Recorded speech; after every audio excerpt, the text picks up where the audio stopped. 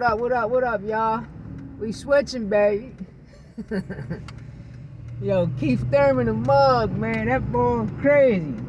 No, and he's selling the fight. He's selling the fight. You understand? Well, when you fight fighters that bring in that rack in supposedly the big money, this is what they do. You understand? So to sell a fight, man, you gotta say what you gotta say. Is there a lot of people gonna be mad? Hell yeah, a lot of people gonna be mad. But it is what it is, man. But it's gonna make it a very interesting fight. You know, Tszyu. Now I'm about to say Tszyu. Tszyu, you know, he's what?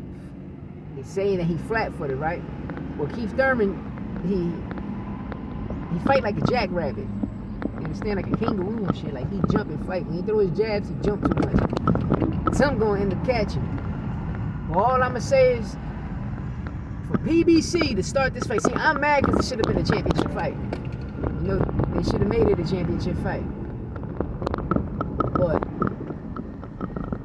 this shit gonna be a knockout. It's gonna be a knockout event. It's gonna be a blockbuster knockout event. Why? Because on both sides, it's so crazy and cool on both sides. And what I mean by that, I mean by the Pitbull coming up to 140 to fight Rolly. Somebody going to sleep in that fight, and 9 times out of 10, Rolly going to sleep. Pitbull going to put Rolly to sleep. Watch, it's going to be a nasty knockout. And with this Tszyu, like, and Keith Thurman, it's going to be real. This shit going to get real. It's going to get real ugly. It's going to get real ugly because, you know, Tim coming in there from the rip. You know, Mexican pride is real. Any Hispanic Latino pride is real. You understand me? The indigenous Taino pride is real. I'm letting y'all know that. You know what I mean? You know, Taino pride is Aztec warrior type shit too. All types of shit. People better understand what's about to motherfucking go down in these fights. We're gonna watch a hell of a fight. Cause I'm gonna be real. I ain't like this shit. I'm like, man, why the fuck they fighting? I don't want to see this bullshit. And then, you know, Keefy, I ain't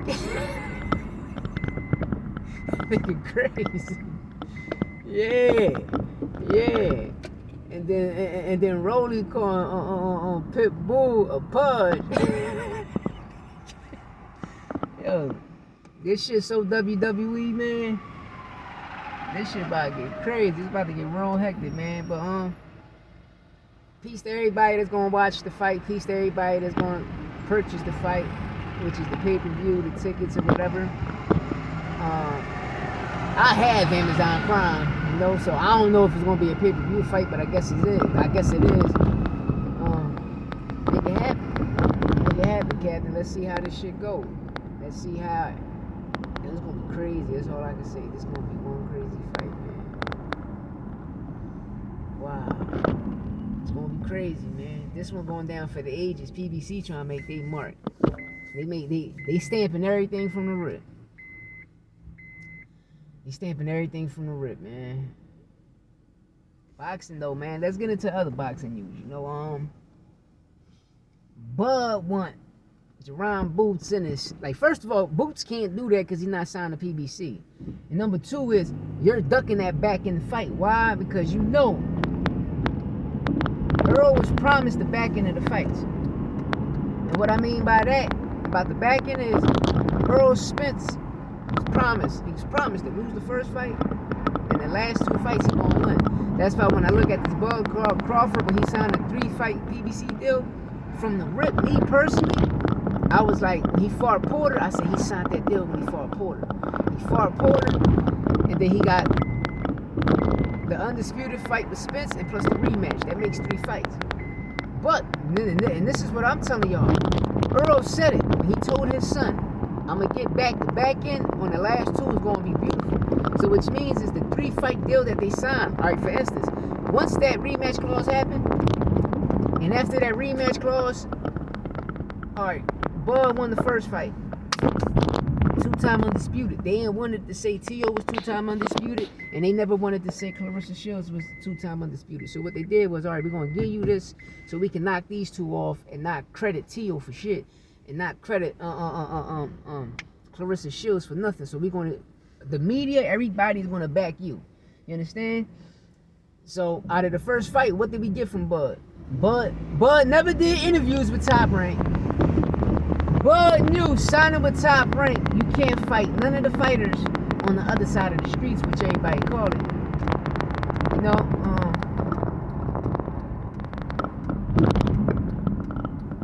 this is his highest payday ever. Remember, Terrence Bud Crawford is not he don't attract the money.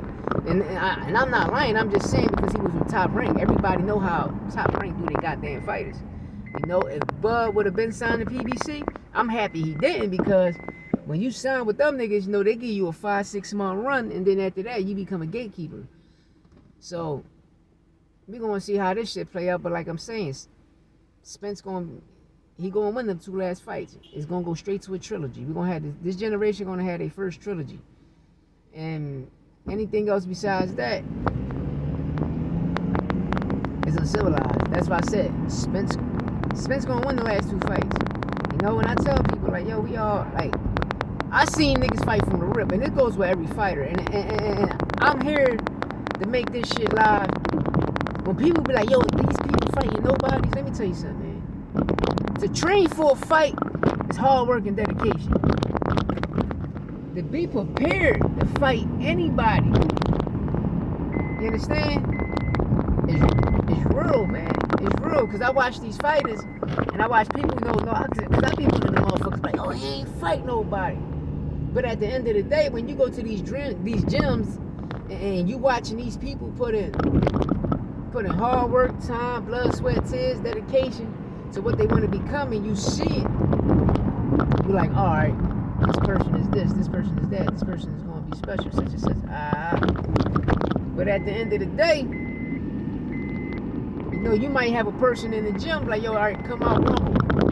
And he probably got a record of 5-0. And he build his shit as he go. That's cool. But then you got fighters that they fight journeymen, they fight cab drivers. You know, a lot of people fought a lot of cab drivers to get their shit built up and shit. You know what I mean? But we can't say whoever step in that ring, a person ain't fighting nobody, because people is really fighting somebody, you know? But people got to understand a prime and the person name. Like Floyd, I'm sorry, Floyd, but I'm a fan of you, but I gotta let it know. I gotta let the truth be told. You understand?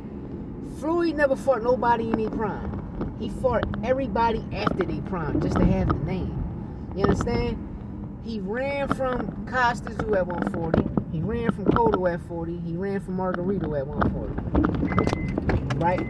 I literally watched what Box Talk TV with Paulie and Chris Algieri, and they were talking about how Keith Thurman wasn't the one when Mayweather retired. Mayweather should have fought Danny Garcia. Remember, Keith Thurman ain't had no belts. He ain't had shit. Danny Garcia had all that shit. You understand? And Sean Porter had it. And you got to remember, Porter had it, Danny had it. So what happened with the Porter situation? Porter ended up fighting Kell Brook and lost. This nigga Floyd Mayweather could have fought Danny Garcia, but he didn't. He chose to fight Andre Berto. Berto just lost to who? Showtime, right? So you give a loser the opportunity and the chance to fight, but you ain't give a motherfucker that's the champion. See, Floyd could have won out.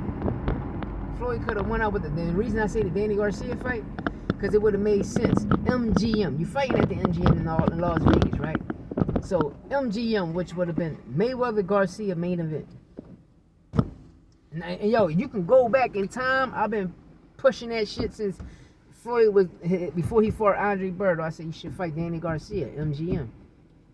But you got to remember, Berto is young boy, so he promised Berto would check. You know, people got to understand the business of boxing. When you in the pro-ams and you coming up, you got love for the sport of boxing. But once you start signing these contracts, you don't understand. You signing your rights away.